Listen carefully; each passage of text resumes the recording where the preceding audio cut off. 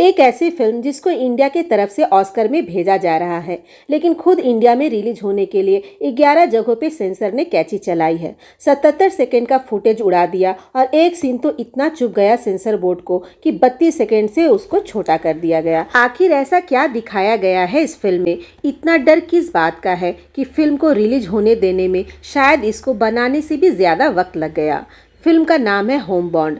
ठीक अपने अंग्रेजी नाम की तरह इंग्लिश ऑडियंस ने इसका अनकट वर्जन देखा और ऑस्कर के लिए चुन लिया, लेकिन हमें वो दिखाया जाएगा जो सेंसर बोर्ड चाहता है। और ये बताओ, बिना पब्लिक को दिखाए फिल्म को रिलीज से पहले ही ऑस्कर कैसे भेज दिया? मतलब फिल्म बुरी है, ठीक ठाक है या इतनी बेस्ट है कि इसको सीधा ऑस्कर में भेज दिया जाए? इसमें पब्लिक का ओपिनियन मैटर ही नहीं करता क्या?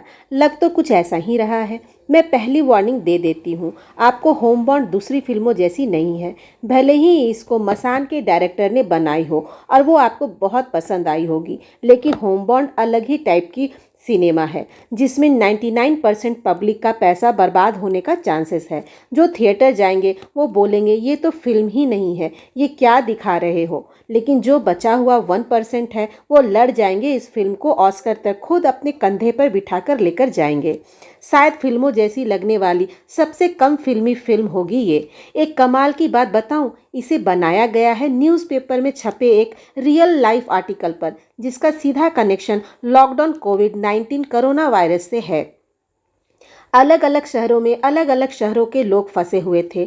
जिसके पास पैसा था उसको दिक्कत कम हुई, लेकिन जो शहर ही पैसों के लिए गया था वो वापस घर कभी नहीं पहुंच पाया। 1000 किलोमीटर अपने पैरों से चलना सुनने में मनगढ़ंत कहानी लग रही होगी, लेकिन आंखों के सामने सबूत जिंदा है। पर जो मर गया वो है इंसान और उसकी इंसानियत।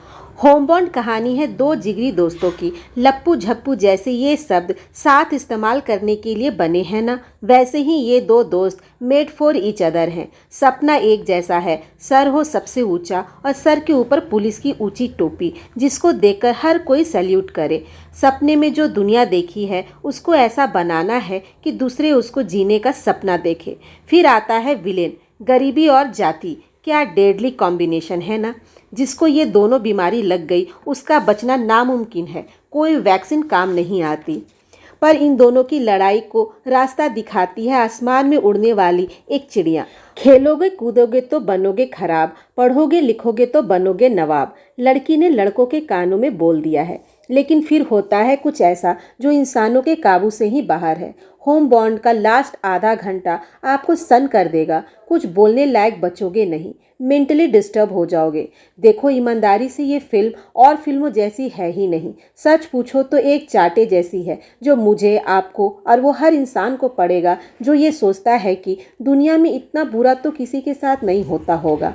ऐसे सीन्स दिखाए हैं इस फिल्म में जिसको देखकर लगेगा कि ये अलाउड भी कैसे है।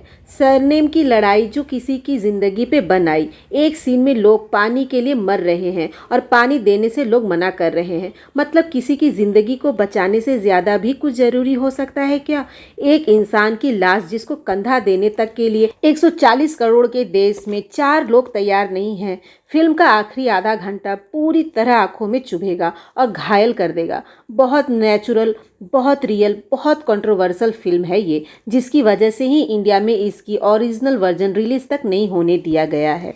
ऐसे टॉपिक छेड़े हैं जिसमें सिर्फ 11 कट्स लगे हैं। मुझे तो ताज्जुब हो रहा है, शायद करण जौहर थे तो बच गए, नहीं तो ये पूरी फिल्म 11 बार शुरू से बनानी पड़ती।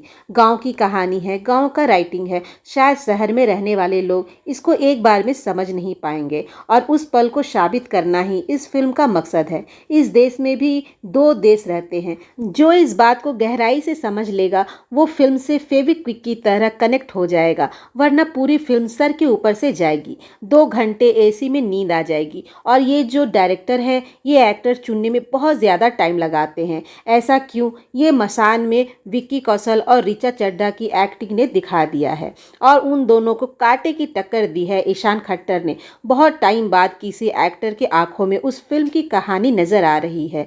डायलॉग जितनी दमदार है उससे ज़्यादा ईशान की खामोशी दमदार है। विशाल, जिनको एक बार मर्दानी के बाद फिल्म्स ना मिलना बहुत बड़ा क्राइम है, है और जितनी आसानी से फिल्म का सबसे मुश्किल रोल किया उन्होंने कि सबकी आंखों में आंसू आ जाएंगे। जानवी कपूर तो आजकल आलू हो गई है जो हर दूसरी फिल्म में फिट हो जाती हैं, लेकिन इस कहानी में उनका कैरेक्टर बाकी फिल्मों से अलग है और इस बार उनकी एक्टिंग पे कोई उंगली नहीं उठा पाएगा। तो दोस्तों, होम बॉन्ड को 5 में से 3.5 स्टार मिलेंगे। एक्टिंग, सब्जेक्ट और लास्ट का आधा घंटा स्पेशल क्रेडिट, डायलॉग सुनने में आसान लेकिन जख्मी करने वाले। नेगेटिव इस फिल्म की ये है कि फिल्म थोड़ी स्लो है, इंटरटेनमेंट कम है और सीन को फील करवाने में टाइम लग जाता है। 12th फेल भी ट्रेजेडी की कहानी थी, लेकिन इसको बनाया ऐसे गया कि इसको देखा जिसने भी वो मज़ा करके आया। होम बॉन्ड को समझना मुश्किल है, इससे जुड़ना उससे भी ज़्यादा कठिन। ऑस्कर के लायक ये फिल्म है या नहीं, वो फैसला उन लोगों पे छोड़ रही हूँ जो इस फिल्म को देखने जाएंगे। तो लौट कर बताना ज़रूर आपका फैसला क्या है। मिलूंगी फिर से बहुत जल्दी।